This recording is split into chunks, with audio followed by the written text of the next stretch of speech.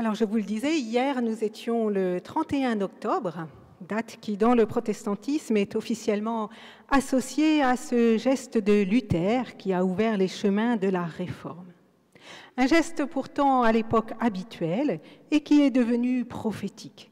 En effet, Luther placarde sur la porte de l'église de Wittenberg ses 95 thèses dénonçant les abus dans l'église catholique d'alors et notamment la vente des indulgences. Pourtant, quelque part, ce geste n'avait rien d'extraordinaire en soi, car lorsqu'on souhaitait ouvrir un débat dans le monde universitaire de l'époque, eh bien, il était d'usage d'afficher ainsi ses thèses.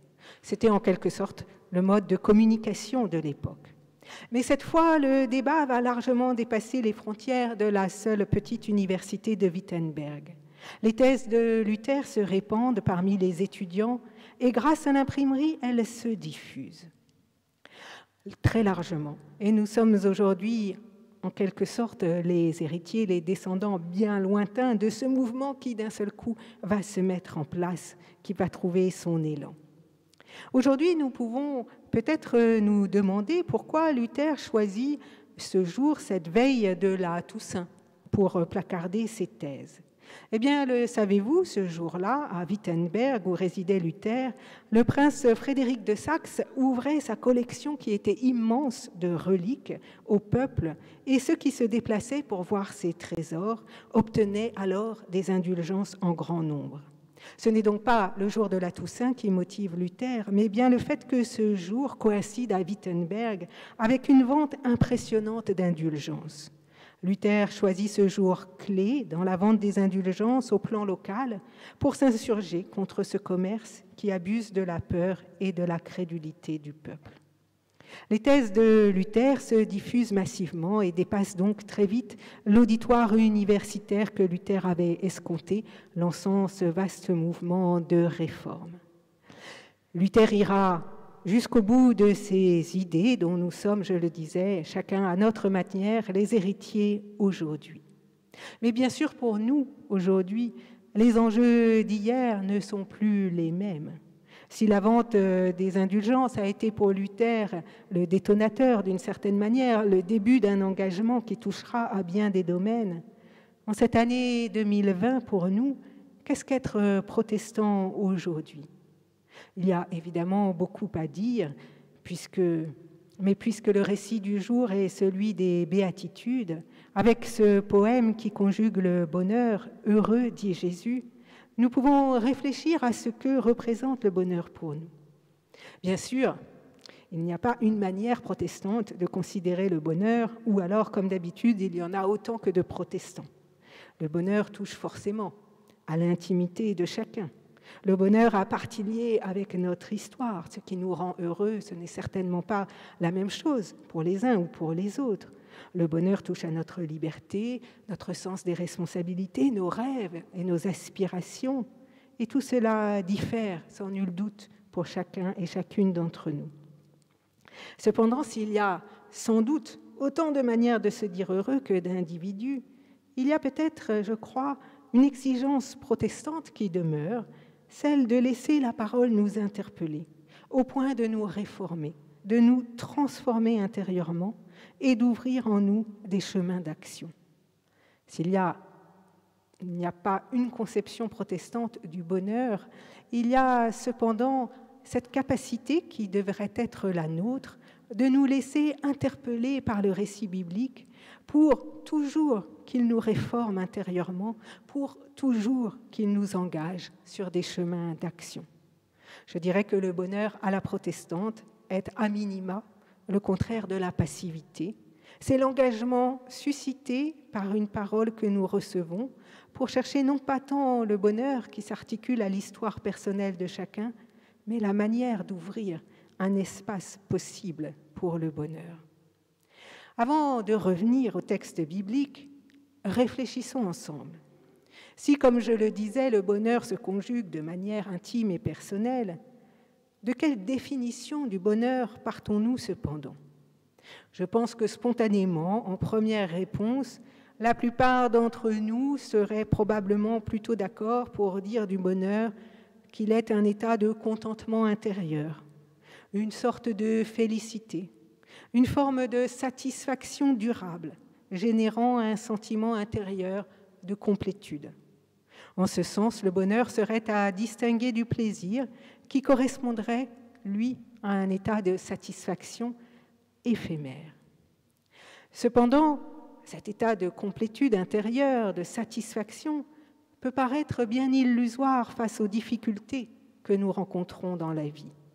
Et nous avons bien du mal, il faut le reconnaître, à entrer dans une forme de satisfaction durable.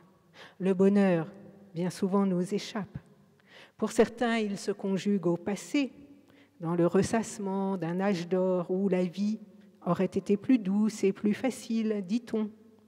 Pour d'autres, le bonheur est pour demain. C'est en construisant un monde meilleur que nous serons possiblement heureux. Parce qu'hier se vit dans la complainte et que demain nous échappe, nombreux sont aussi ceux qui invitent plutôt à saisir l'instant présent.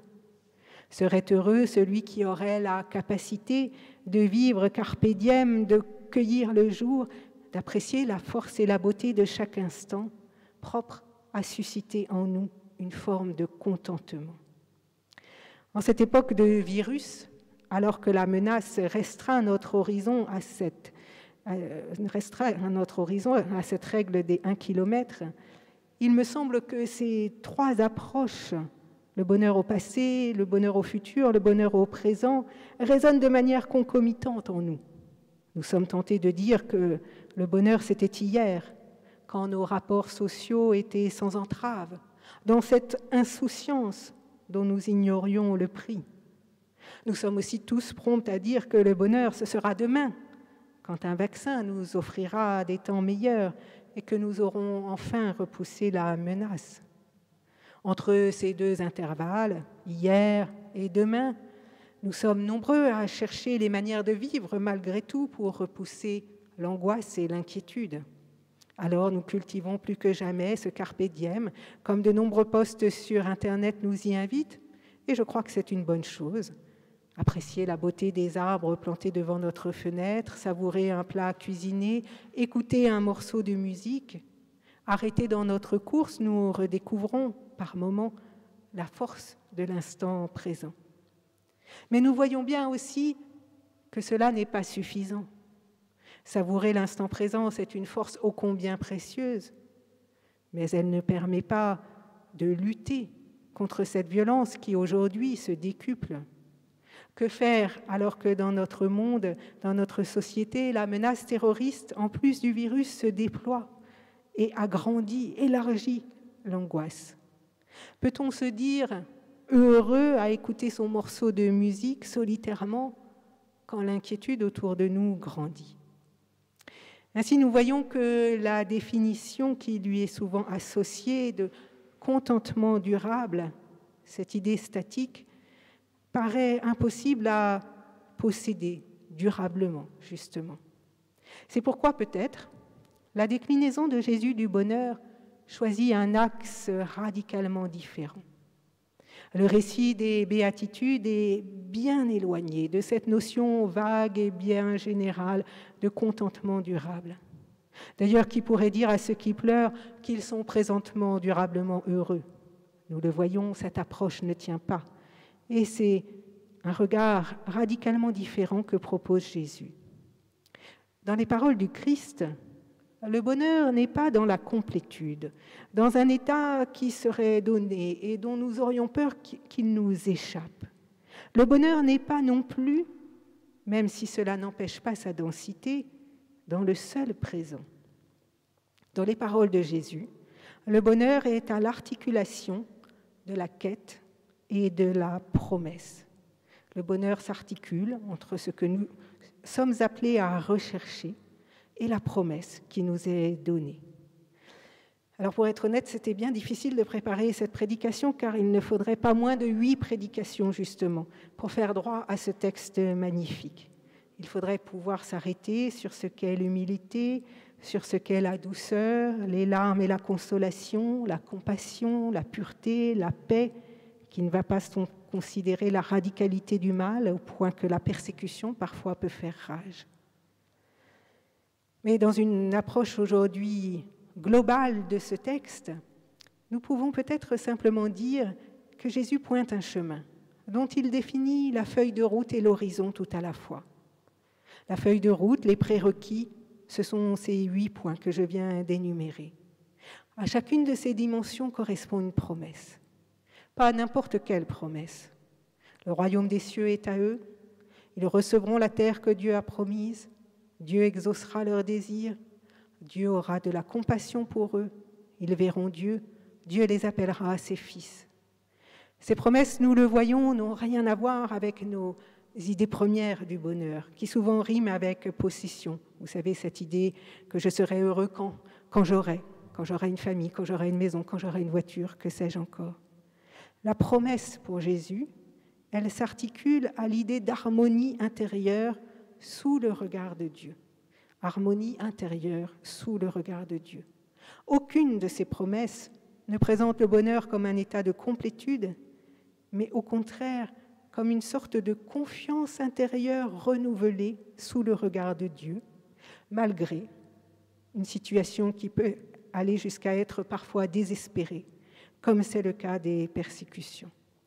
Confiance intérieure renouvelée sous le regard de Dieu, c'est cela, je crois, le bonheur pour le Christ.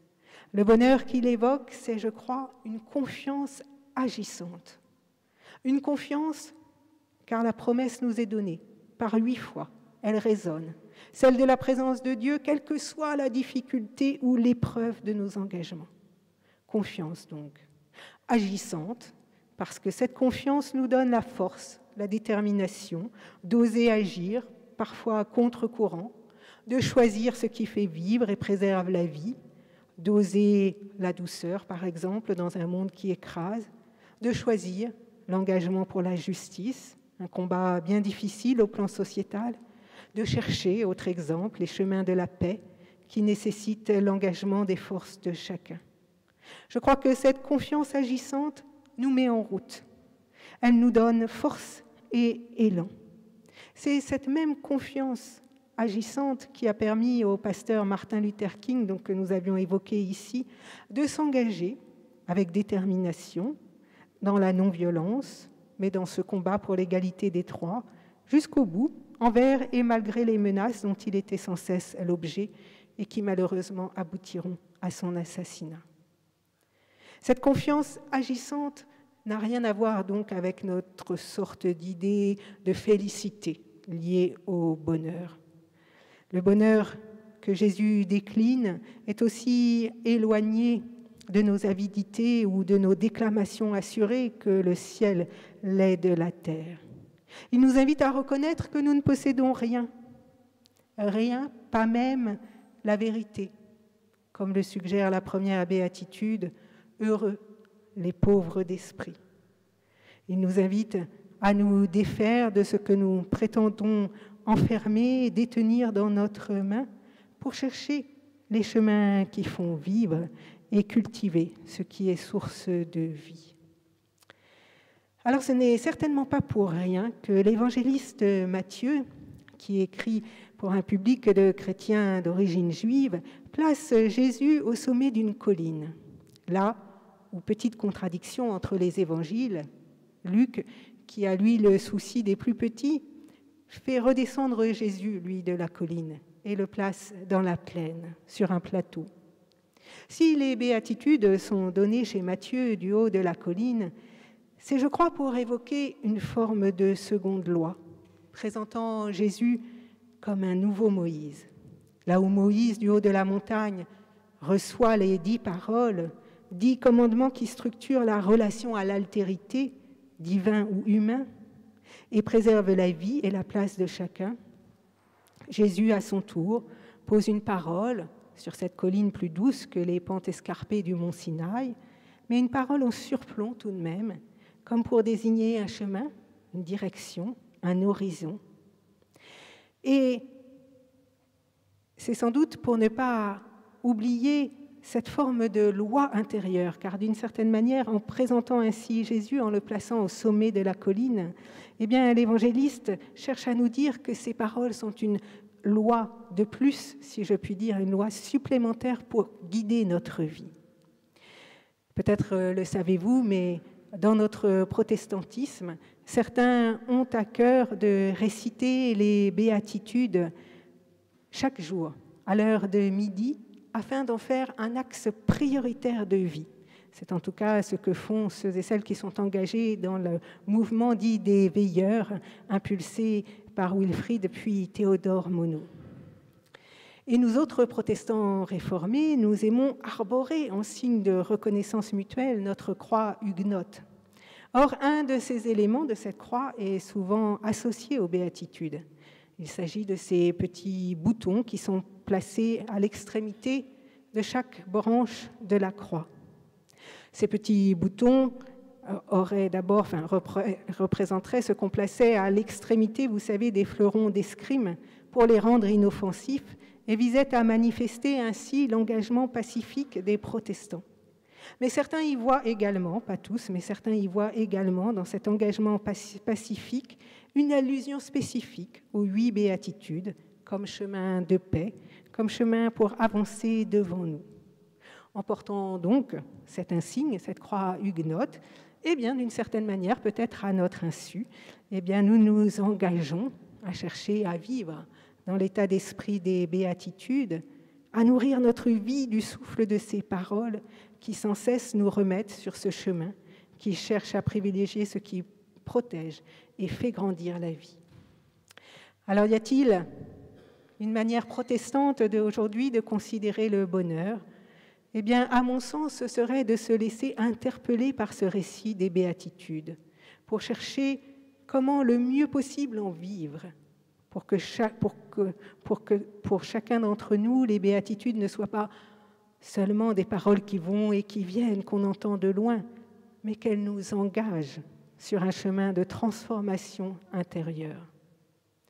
Plus facile à dire qu'à faire, bien sûr, car nous sommes tous parfois la proie de la colère, la proie de nos inquiétudes qui génèrent en nous une violence insoupçonnée, la proie de nos rancœurs, au risque de perdre ce qui donne force dans notre vie, cet amour si précieux.